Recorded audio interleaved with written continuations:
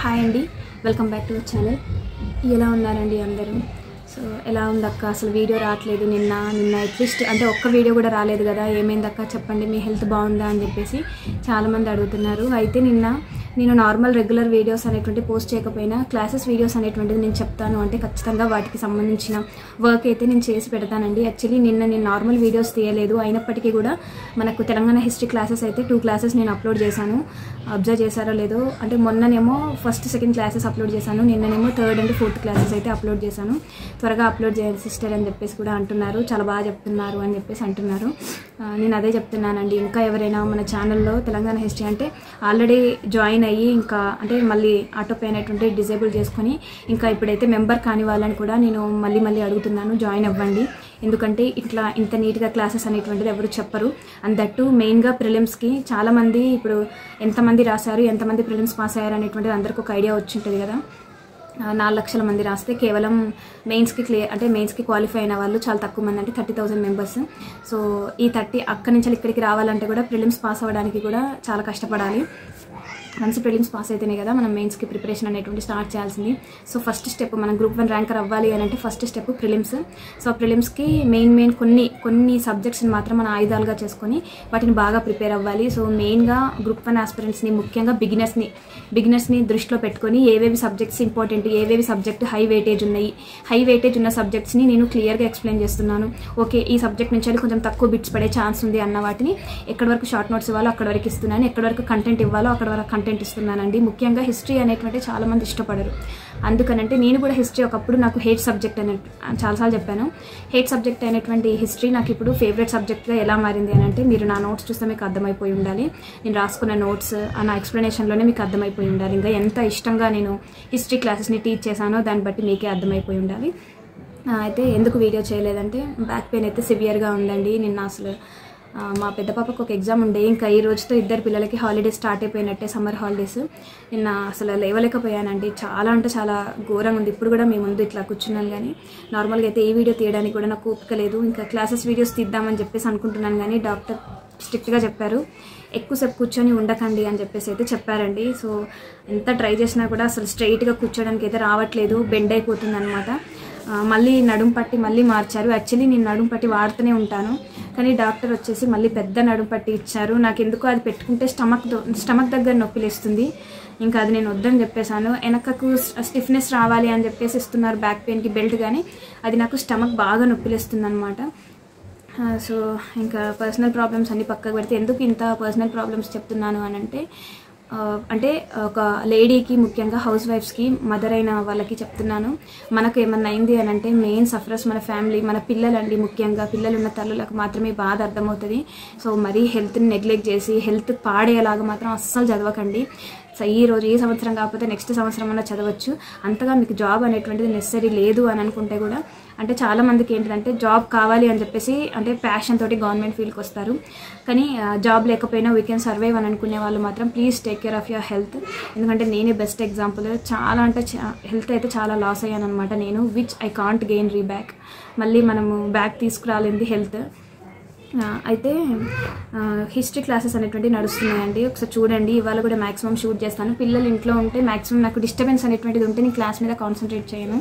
పిల్లలు బాగా అంటే అల్లరి చేస్తున్నారు అనమాట. ఇంకా సండే ఇళ్ళల్లో సమ్మర్ హాలిడేస్ అంటే ఇంకా పిల్లలతో అట్లనే ఉంటుంది కష్టము. సో మ్యాక్సిమం వాళ్ళు పడుకున్నప్పుడు తీయడానికి ట్రై చేస్తాను, లేదు అని అంటే ఇంకా కొంచెం సైలెంట్గా ఉన్నప్పుడు వీడియోస్ అయితే షూట్ చేస్తానండి. అండ్ ఇంట్లో కూడా చాలా పనులు ఉన్నాయి చేయాల్సినవి. ఎప్పుడు పక్కకు పెడతా వచ్చి ఇప్పుడు మళ్ళీ హెల్త్ ఇట్లయింది, ఇంకెన్ని రోజులు పక్కకు పెట్టాలి అని చెప్పేసి నాకే అంతా ఎట్లనో అనిపిస్తుంది. సో మెల్లగా ఇటు హెల్త్ చూసుకోవాలి, ఇటు క్లాసెస్ చెప్పాలి, ఇటు ఇంటిని నీట్గా చేసుకోవాలి, చాలా వర్క్స్ ఉన్నాయి. కొంతమంది సిస్టర్స్కి నేను పలానా రోజు కాల్ చేస్తానని చెప్పాను ఇన్స్టాగ్రామ్లో, వాళ్ళకు కూడా చేయలేకపోతున్నాను. సారీ మా, అర్థం చేసుకోండి మై డియర్ సిస్టర్స్. చూస్తున్నారు కదా ఒకదాని మీద ఒకటి చాలా అంటే చాలా పనులు ఉన్నాయి. అండ్ హెల్త్ మెయిన్ అండి, హెల్త్ అస్సలు సపోర్ట్ చేయట్లేదు. అయితే ఇంకొకటి, పహల్గామ్ స్టోరీ విన్న తర్వాత అసలు మొన్ననైతే అసలు డైజెస్ట్ చేసుకోలేకపోయాను అనమాట నేను. అసలు ఈ ఎగ్జామ్స్, ఈ చదువులు, ఈ జాబ్ కోసం ఇవన్నీ కష్టాలు ఇవన్నీ పక్కకు పెడితే ఫస్ట్ బతుకుండాలి కదా అని అనిపించింది. వాళ్ళ స్టోరీస్ వాళ్ళ అన్నీ వింటుంటే నిజంగా ఏ క్షణంలో ఎప్పుడు ఏం జరిగేది అనేటువంటిది తెలియదు. సో అట్లాంటిది బుడగ లాంటి జీవితం కోసము మనము ఇవన్నీ కొట్లాడుకున్నాడు, ఇవన్నీ ఎందుకు, ప్రశాంతంగా బతికితే చాలు కదా అని అనిపిస్తుంది. నెక్స్ట్ ఇప్పుడు మన పిల్లలకు పెళ్లి చేసేంత వరకు మనం హెల్తీగా ఉండాలి. వాళ్ళకి ఒకళ్ళ ఇంటికి పంపించేయాలి కదా. ఇప్పుడు నాకు 2 ఆడపిల్లలు, వాళ్ళకి పెళ్లి చేసి వాళ్ళని వేరే ఇంటికి పంపించే వరకు బాధ్యతలు అనేటువంటి ఎవరికైనా ఉంటాయి కదా, నాకనే కదా ఎవరికైనా ఉంటాయి కదా.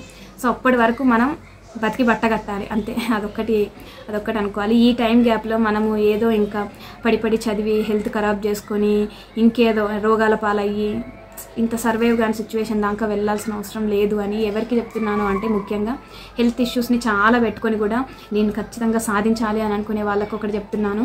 సాధించాలి అనుకునే తపన ఉండడం గ్రేట్, కానీ హెల్త్ని ఖరాబ్ చేసుకొని మాత్రం అస్సలు అట్లా చేయొద్దు. సో అంతేనండి. క్లాసెస్ అనేటువంటివి వస్తాయి. ఇంకెవరైనా మీ ఫ్రెండ్స్ అండ్ రిలేటివ్స్ ఎవరైనా మాత్రం గ్రూప్ 1కి ప్రిపేర్ అవ్వాలి అని అనుకుంటే, అంటే మొన్న ఒక సిస్టర్ అన్నారండి, ప్రశాంతి సిస్టర్, అక్క మీకు జాబ్ రాలేదని చెప్పేసి మీరేం బాధపడకండి. యాక్చువల్లీ నేను మిమ్మల్ని ఎప్పుడు ఫాలో అవుతూనే ఉంటాను, కానీ కమెంట్ చేయట్లేను, కమెంట్స్ పాస్లో ఉంటున్నాయి నేను చూసేసరికి అని చెప్పేసి అన్నారు. ఆ సిస్టర్ ఏమన్నారంటే, ఒక కమెంట్ చేశాను, నిజంగా మా హస్బెండ్ కూడా అదే అంటారనమాట అప్పుడప్పుడు, అక్క మీకు రాలేదని చెప్పేసి మీరు బాధపడకండి, దేవుడు ప్రతి ఒక్కరికి ఒక రీజన్ ఉంటుంది, ఒక ఫేట్ అనేటువంటిది వాళ్ళకంటూ ఒకటి డిజైన్ చేసి ఉంటారు కదా. మేబీ మీరు ఇట్లా అంటున్నా అని చెప్పేసి ఫీల్ అవ్వకండి అని కూడా చెప్పారు. నేనేం ఫీల్ అవ్వనండి, యాక్చువల్లీ నేను కూడా అట్లనే అనుకుంటాను అప్పుడప్పుడు. మేబీ అంటే దేవుడు మీకు ఇట్లాంటి ఆస్పిరెంట్స్కి క్లాసెస్ చెప్పడం కోసము, గైడెన్స్ ఇవ్వడం కోసమే మీకు జాబ్ జాబ్ వచ్చేలా చేయలేదేమో. ఇన్ కేస్ మీకు జాబ్ వచ్చి కనుక మీరు ర్యాంకర్ అయ్యి మీరు వెళ్ళే తీరుంటే, చాలామంది బిగినర్స్కి ఇప్పుడు మన ఛానల్లోనే ఎంతమంది చూస్తున్నారక్క, మాలాంటి బిగినర్స్కి ఇట్లా ఎవరో ఒకరు ఉండి గైడ్ చేయాలి కదా, అవి చదవాలి ఇవి చదవకూడదు అని చెప్పేసి గైడ్ చేయాలి కదా. సో మేబీ ఆ ఉద్దేశంతో మీకు జాబ్ రాలేదేమో. ఇన్ కేస్ మీరు మళ్ళీ నెక్స్ట్ ట్రై చేస్తే మీకు వస్తుంది, కానీ ఈ లోపు మాత్రం మీరు చేసే పని అనేటువంటిది అనిర్వచనీయం అని చెప్పేసి అన్నారు ప్రశాంతి సిస్టర్ అన్నారు. థ్యాంక్ యూ సో మచ్ మా. యాక్చువల్లీ మా హస్బెండ్ కూడా అదే అంటారు, నువ్వు రాలేదని బాధపడకు, నువ్వు చేసే జాబ్ అంత చిన్న జాబ్ కాదు. క్లాసెస్ ఎందుకంటే మా హస్బెండ్ ఒకసారి నా క్లాసెస్ వీడియోస్ అది ఎవరికి యాక్సెస్ అనేటువంటి చేయడానికి రాదు. సో నా వీడియోస్ అనేటువంటి అసలు నువ్వు ఎట్లా క్లాసెస్ చెప్తున్నావు చూద్దాము అని చెప్పేసి నిన్న చూసారనమాట. నిన్న నాకు హెల్త్ బాగాలేకపోయినా కూడా నేను వీడియోస్ అనేటువంటిది ఎడిట్ చేసి వర్క్ చేస్తుంటే నీకు ఎందుకు అంత పిచ్చి అని చెప్పేసి తను చూసారనమాట. యాక్చువల్లీ మనకు ఎవరు మెచ్చుకున్నా మెచ్చుకోకపోయినా హస్బెండ్ మెచ్చుకుంటే ఆ ఫీలే వేరు కదా. సో నిన్న ఆ క్లాసెస్ చూసి ఏంటి నువ్వు ఇంత బాగా ఎక్స్ప్లెయిన్ చేస్తావా అని చెప్పేసి అన్నారు. అసలు ఇంతకుముందు అయితే తను ఇవన్నీ చూసేవాళ్ళు కాదనమాట, నేను ఏం వీడియోస్ పెడుతున్నాను, ఏం క్లాసెస్ వీడియోస్ పెడుతున్నాను అని. ఎవరి బిజీలో వాళ్ళు ఉంటాం కదా, తన వర్క్లో తను బిజీగానే ఉంటారు. సో ఇంత పర్టికులర్గా నా క్లాస్ వీడియోస్ వినేవాళ్ళు కాదు. సో నిన్న క్లాస్ వీడియోస్ విని నిజంగా చాలా అప్రిషియేట్ చేశారు. ఇంకా నాకు అంతకంటే ఇంకెక్కువ ఏం కావాలి అని అనిపించింది. మమ్మీ డాడీ అక్క చెల్లి తమ్ముడు వీళ్ళు ఎప్పుడు మనల్ని ఫస్ట్ నుంచి మనం అదే ఇంట్లో పుట్టి పెరిగి ఉన్నాం కాబట్టి మన ఫ్యామిలీ మెంబర్స్ వాళ్ళు మనల్ని రికగ్నైజ్ చేసి వాళ్ళు మనల్ని మెచ్చుకోవడం కాదు, మనం ఎవరింటికి వెళ్తామో వాళ్ళు మనల్ని మెచ్చుకుంటే ఆ ఫీలే వేరు. సో మా హస్బెండ్ నిన్న మాట అన్నారు, అండ్ మెచ్చుకొని కూడా మేబీ నీకు దేవుడు అంటే నువ్వు పిల్లలతోటి నువ్వు వెళ్ళలేవేమో అని అనుకున్నాడేమో, అందుకనే అంటే ఏదైనా సరే శివుడాజ్ఞ లేనిదే చీమ కూడా కుట్టదు అని చెప్పేసి అంటారు కదా. సో మేబీ అదే కావచ్చు రీజన్. నువ్వు చాలా మంది పేర్లు చెప్తా ఉంటావు కదా, సర్స్ అని మేడమ్స్ అని చెప్తా ఉంటావు కదా. సో ఆ సార్లు వాళ్ళు కూడా చాలాసార్లు ప్రయత్నం చేసి ఇంకా లాస్ట్కి టీచింగ్ ఫీల్డ్లోకి వెళ్ళారు కదా. సో మేబీ నువ్వు కూడా అట్లనే అవుతావు కావచ్చు ఫ్యూచర్లో, నిన్ను కూడా చాలామంది ఆస్పిరెంట్స్ ఇట్లనే గుర్తుపడతారు కావచ్చు, నిన్ను కూడా ఇట్లనే రికగ్నైజ్ చేస్తారు కావచ్చు అని అన్నారు. నిజంగా that's a very big word అండి, చాలా పెద్ద అనమాట, చాలా పెద్ద మాట అది. నాకు థ్యాంక్స్ అలాట్ అనిపించింది నాకు.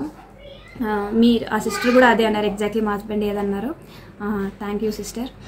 ఏమో చెప్పలేము కదండి, ఎవరికి ఒక రోజు అనేటువంటిది రాసి పెట్టుంటుంది, ఆ రోజు వరకు మనము కష్టపడుతూనే ఉండాలి. అట్లని చెప్పేసి నేను మరీ హెల్త్ ఖరాబ్ చేసుకొని మళ్ళీ గ్రూప్ 1 రాస్తాను అని నేను ఎక్కడా చెప్పలేను. రాస్తాను కానీ మరీ అంత ఘోరంగా అయితే చదివి రాయను. ఇప్పుడు నేను మీకు ఎట్లా క్లాసెస్ చెప్తున్నాను కదండి, ఇది నాకు రివిజన్ అయినట్టే.